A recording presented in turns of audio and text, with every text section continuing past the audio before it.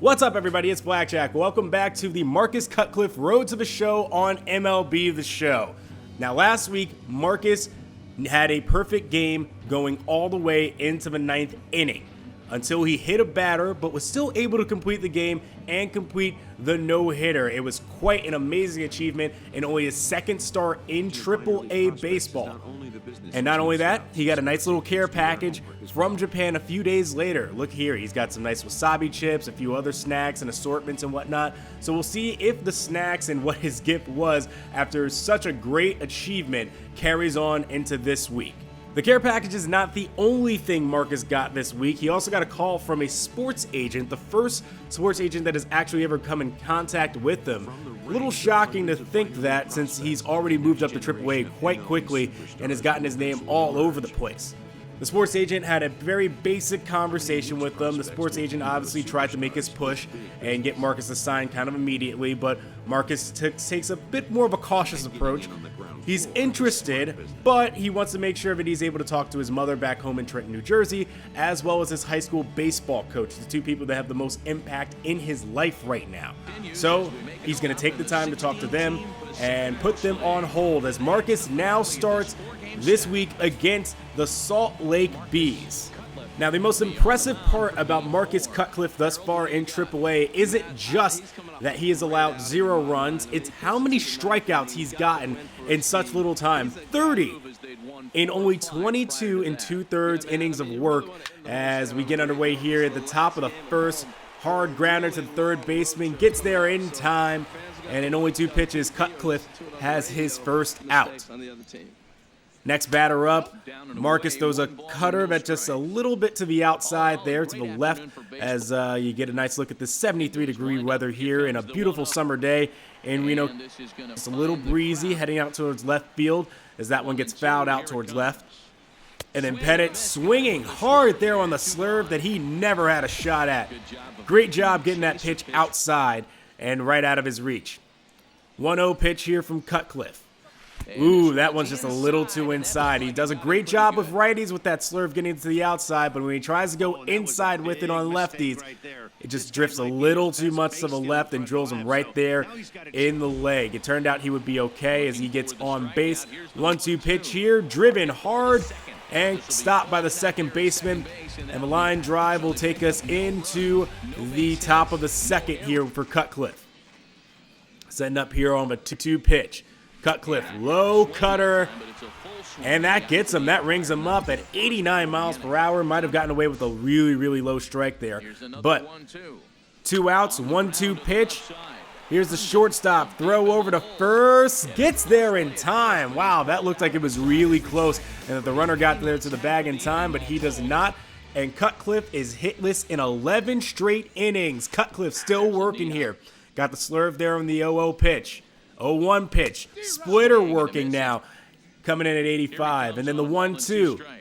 Cutcliff again, the splitter got him. Wow. 3 strikeouts thus far today for Marcus. Still working here in the third, and the one issue that Cutcliff has had thus far in this series is that he does not get back to that first base bag when the liner is coming or the grounder is coming to the first baseman. He's got to work on that defensively. 1-2 pitch, splitter gets Pettit, and he sits down again. 4th strikeout here for Cutcliff. He got that one in only 4 strikes. Cutcliff on the 2-2 pitch, 2 outs. Pop up out to center field. Make that 4 straight innings in this game. 13 combined straight innings of no hits. Top of the 5th, 1 out. Marcus still working here. This ball gets fouled out to the right. And Marcus again, this time getting fouled off to the left. 0-2 pitch now for Cutcliff as he's trying to put this one away here. Batter floats this one into center field, and that will be clean fieldly by the center fielder. And we're halfway through this game. No hits again.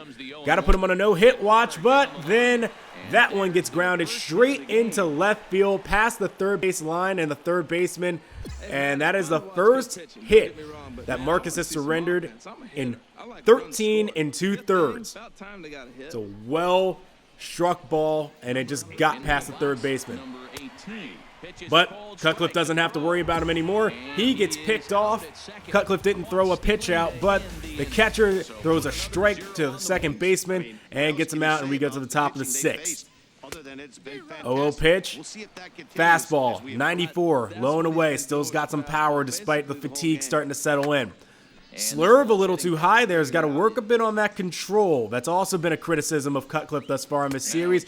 But the circle change, boy, is it pretty when he nails it. On that outside corner, batter just looks at it. 0-2 pitch there with one out. A little too low. 1-2. Splitter in the dirt. Again, the control, a big problem with Cutcliff when he gets fatigued. Here's the 3-2. Got him on the cutter. Nice and low. Gratterall swings at it. Never had a chance. He goes down. 5 strikeouts thus far for Cutcliff as this ball gets hit and bloops down in right field. And that'll be another base hit. The second one surrendered today by Marcus.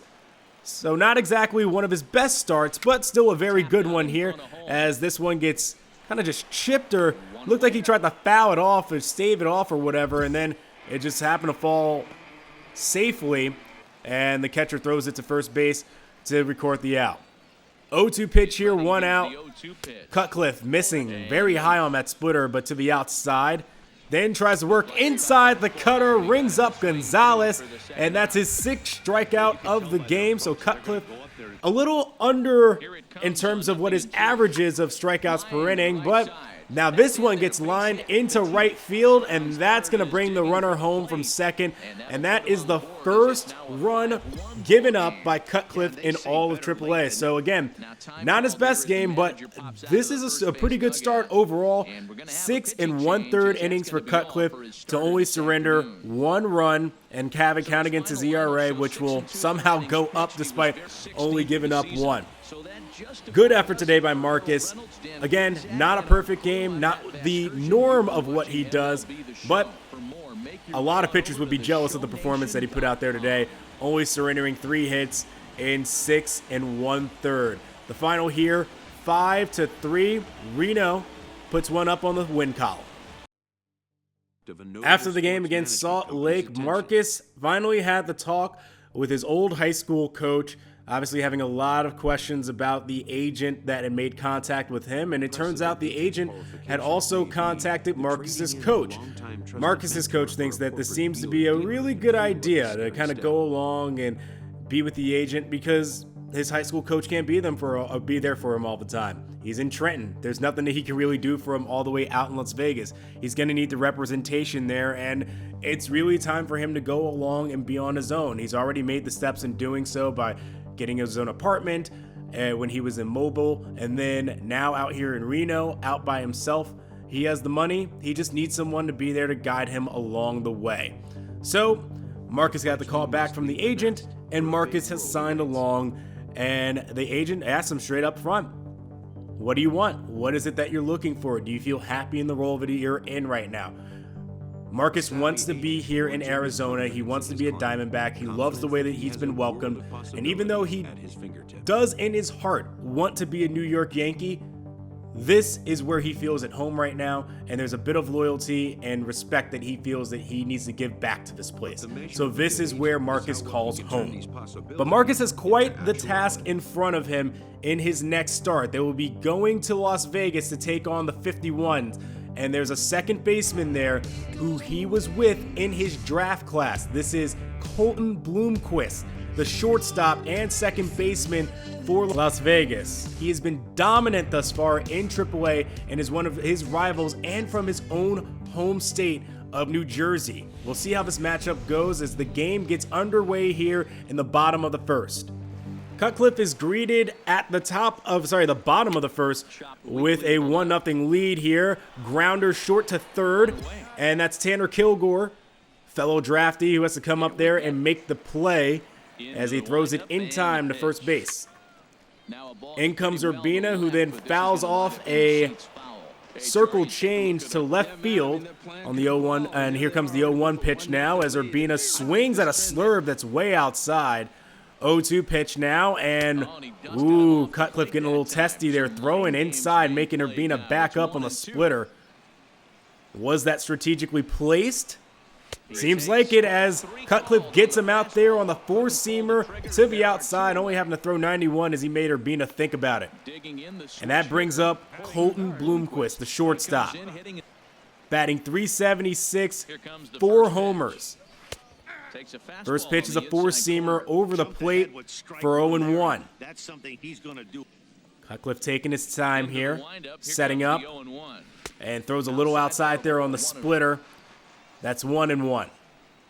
Colton goes ahead and gets a good swing under this one, but it's just popped up to center field, and that'll get him out. You get to see a little bit of the power there of Colton. Didn't get all he wanted under that one, but that's why Cutcliff has got to be careful throwing around him. First batter here in the second inning, as that one gets grounded out to the shortstop, throws it in time to the first baseman for the first out. 1-2 pitch here. Hit hard and skied towards third base as Tanner Kilgore pulls that one in. So another pop-up out for Cutcliff. Only 1 strikeout thus far in this game. And now Cutcliff throwing a little high here on the heater.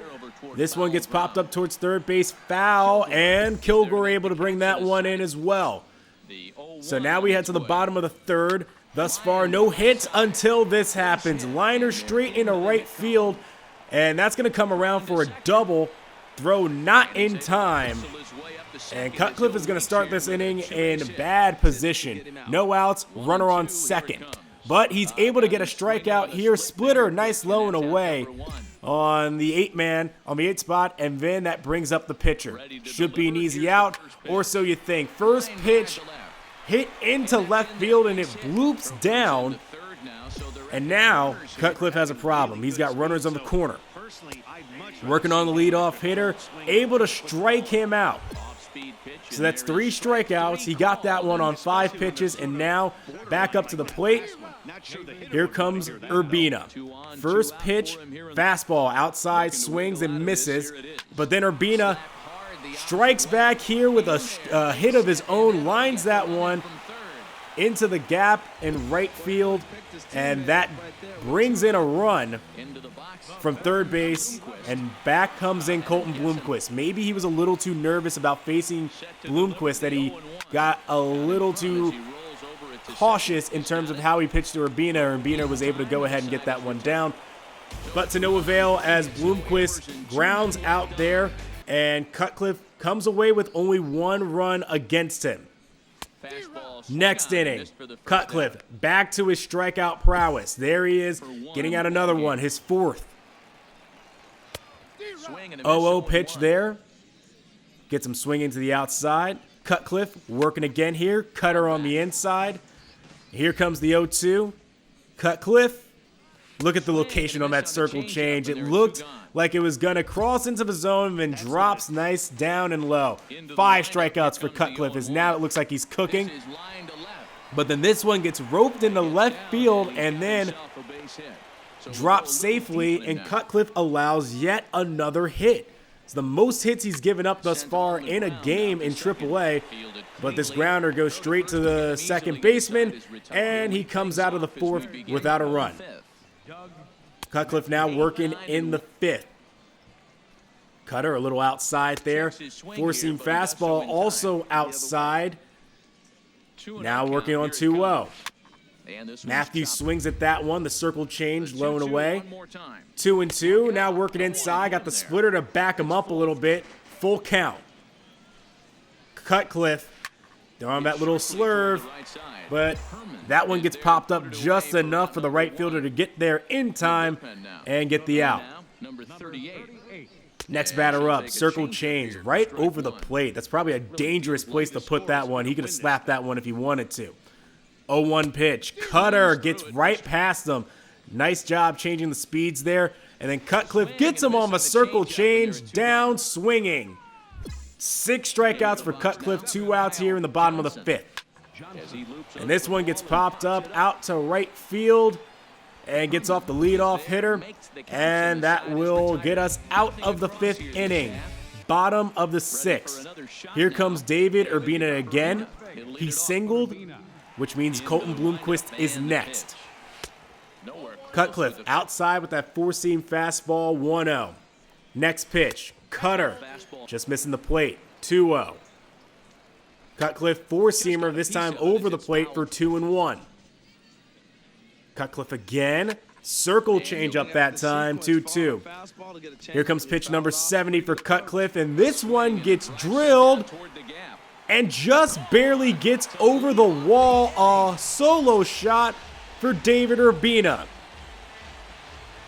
The first home run surrendered by Cutcliff in AAA, and that one is going to pull Cutcliff out of the game. It's a tight ball game. He just made it 2-1, and Cutcliff, for the first time this season, will not get a quality start. He's done after 5 innings and 6 strikeouts. He surrendered 5 hits in this one, an unusual performance from him, and David Urbina absolutely rang him up in this one. He recorded 4 RBIs in this game, and the batter right after him, Colton Bloomquist, hit a double right after Cutcliff was pulled. So not the greatest performance for Cutcliff in this one. You take that one, though. Only 5 hits. He only gave up 2 runs, got 6 strikeouts, but you'd like to see him go a little longer than that. So Cutcliff, not the usual performance you see from him, not the usual dominance. Will he recover in the next episode? We'll find out.